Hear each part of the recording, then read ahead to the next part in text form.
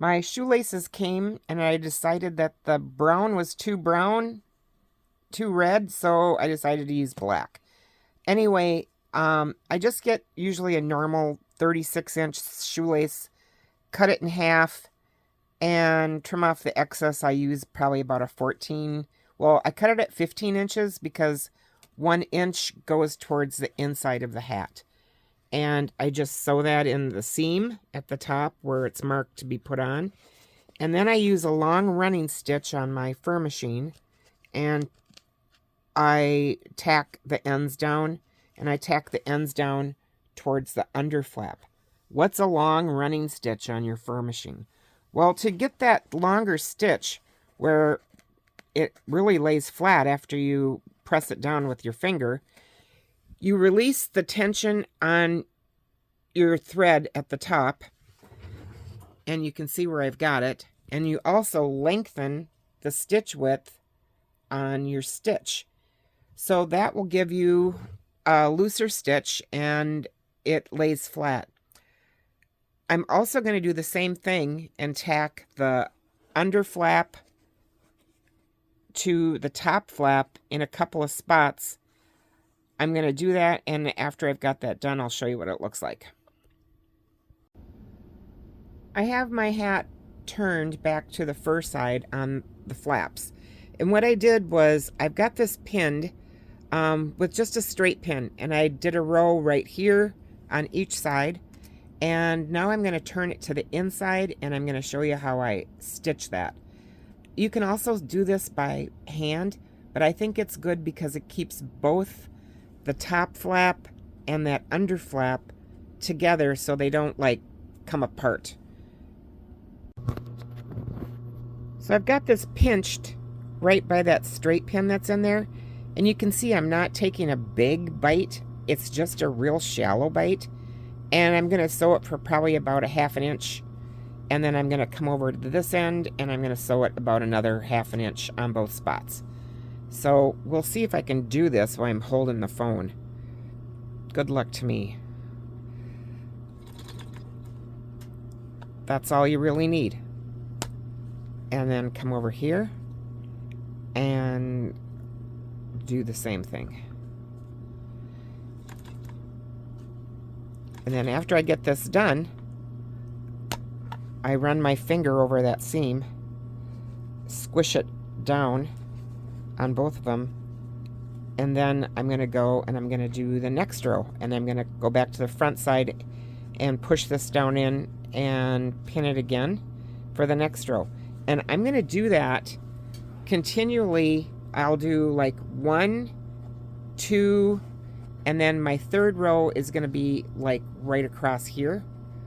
I might do it 1, 2, 3 times on that wider side just before it starts to get the turn for the band, or the the back of the flap.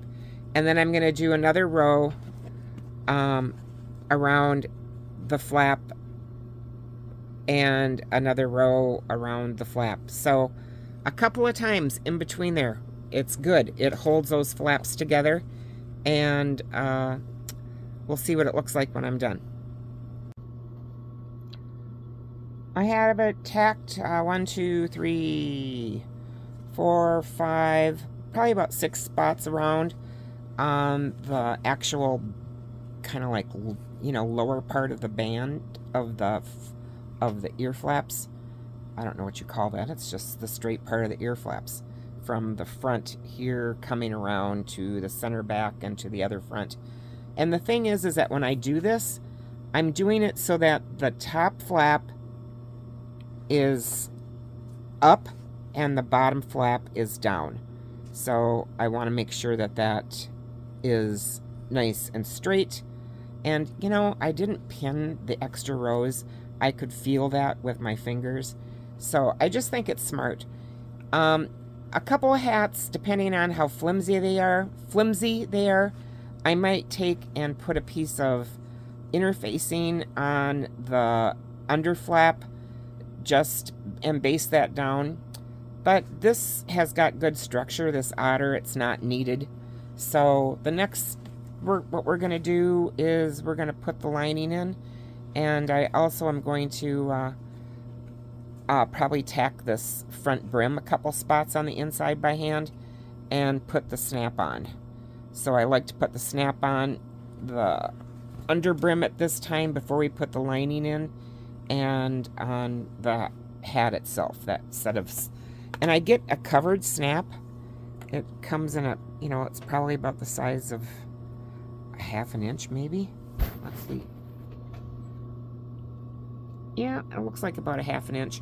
And I get these at Samuel Bauer, buy a dozen or two of them at a time, and they look good because they hide well in the fur. Otherwise you could use like a black snap, I suppose, a black metal. My snaps are on, and that's probably the least favorite thing I like doing on this hat. But we're going to put our lining in next. So I took my lining and I matched my center front. I pinned it on the inside at that point. Also at the quarters on the side, each side, and the back. So I've got that pinned so the crown is to the crown. And then what I like to do is I tack it at the front, and I'm just going to take a loose stitch, like maybe every inch or so, around the circumference from the front to the back on each side. And that's going to keep my hat lining from shifting around, and it'll keep that hat crown nice and firm. This is how it looks where I stitch that around. It's just a loose stitch. It's just to keep the hat lining crown on the edge where it's joined to the hat. Now we're going to smooth this down over the sides, and I'm going to pin that so that lining is good on the rest of the hat, and I'll show you that. I started at the center of the hat on the front, and so my crown was pinned there, and then I put this on my hat form block. If you don't have one, that's not a big deal. But you just want to pull your lining down to the edge of the hat band. This is the edge of the hat band right here. And then what I do is I go around and I continue to do that from the crown down, and I pin that all the way around to the back on each side. So I always travel from the center to the back, from the center to the back. And then once this is done, what I'm going to do is I'm going to trim this probably about to about right there, take off this excess, and then I'm going to base this hat lining to the inside here, from the center to the back, from the center to the back. And that's going to hold that nice. And then the next step is we bring the hat grosgrain up and sew that down. I basted with a long running stitch the lining just above the band on the hat. So this is the band underneath here, and then this is the under flap. Now, when you do this, I again start from the center and go to the back on each side. You don't want to make this too tight. You don't want to make it too tight this way. And I've trimmed this off because I don't want any excess of this lining to be bulky in between the when I turn this up. So the next step after you get that done, I don't do all the way to the back. I left about an inch, inch and a half open on each side of the back.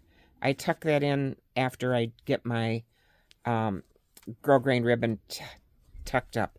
So now what you do is you take your hat and you've got your flaps, and you're going to fold up your grosgrain ribbon over your lining, and you're going to pin this, and I start at the center again, and I pin all the way to the back on each side, and then we're going to tuck in the back selvage on the lining and this grosgrain, and then we're going to stitch that down. In between, if you're making this hat for yourself or for a client, you should put it on your hat form and make sure that it's comfortable, or put it on your head. So we're going to pin this and I'll be right back. I have this all pinned around, and I'm going to start sewing from the center front to the back, and then from the center front to the back again. But I want to show you what the back of the hat looks like where I have that pinned. So the lining I tucked under, and then the grosgrain ribbon I tucked under, and then this side I just folded over and tucked that grosgrain ribbon under, so it finishes nice. Then this section from here down on the lining, I'll just close that by hand. So this gets all stitched all the way around, and I use just kind of a, you can see I stitch it about 1/4 of an inch maybe, and then after I've got a stitch in, I come back and go behind that stitch. So I think it's, I don't know if it's called a lock stitch or whatever, but I just do that all the way around. And I keep my stitches under 1/2 inch. So this will finish up nice, and I'll show you what it looks like when I've got it done.